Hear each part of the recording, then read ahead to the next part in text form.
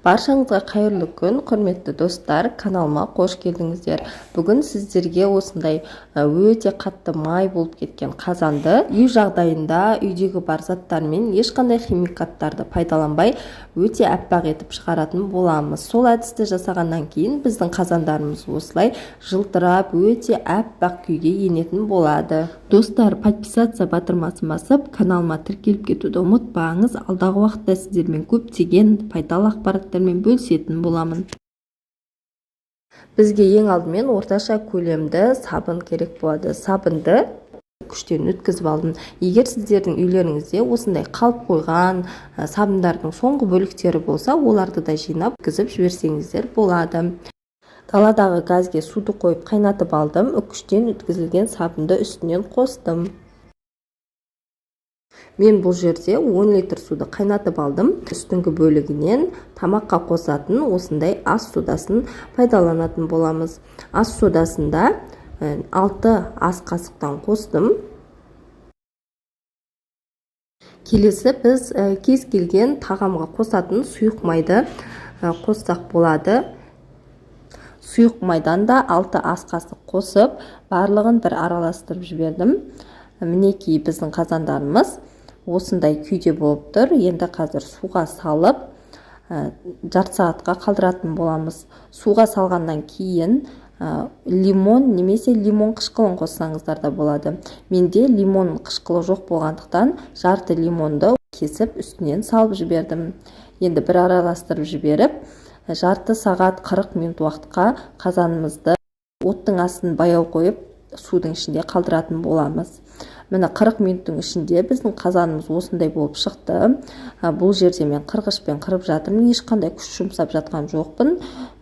Жай қырғышпен ысқыласаңыздар өздігінен осылай кете береді.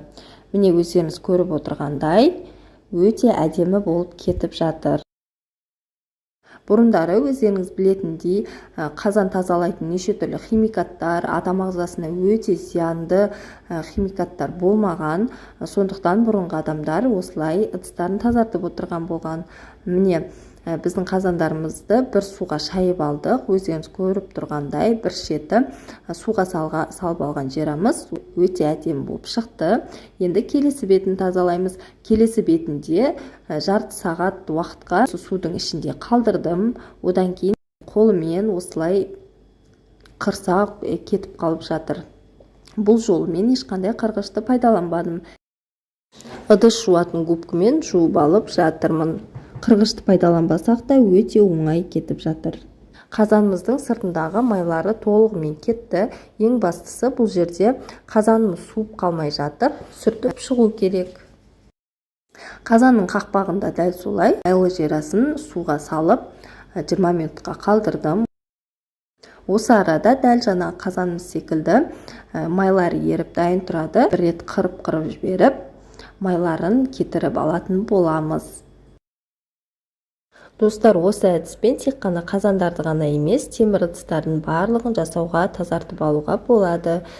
Қасықтарды, немесе чайниктерді, мантабаркаларды тазалауда пайдалансақ болады. Достар, сіздер де осы әдіспен жасап көрсеңіздер, сіздерге өз нәтижесін береді. Мінекей біздің ыдыстарымыз тап-таза болып қалды. Видеоны соңына дейін қарағандарыңыз үшін рахмет. Егер сіздерге видео ұнаған болса, подписаться батырмасын басып, каналыма тіркеліп алуды ұмытпаңыз. Менің каналымда қазан тазалаудың тағы екінші әдісі бар. Осы экранды басатын болсаңыздар, екінші әдіске өтіп те көре аласыздар. Немесе сковородкаларды тазалауды да көрсеткен болатынмын. Осы экранның үстін басып, қалаған видеоларыңызды ашып көре аласыздар.